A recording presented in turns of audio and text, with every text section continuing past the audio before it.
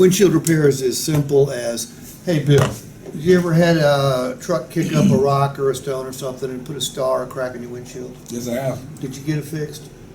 No, Okay. Did it spread to the point where you had to replace the windshield? yeah.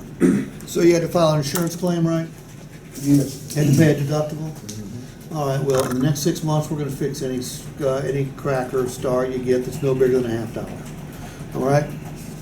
Can save you a lot of money, keep your windshield from having to be replaced, and by the way, you can extend that coverage out to 5 years. Okay? Why do I keep mentioning you can extend the coverage? Gunny?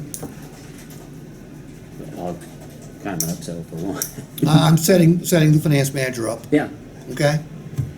And by the way, if I like it for 6 months, won't I love it for 5 years? Think. You would think. Oh, no? And why is that?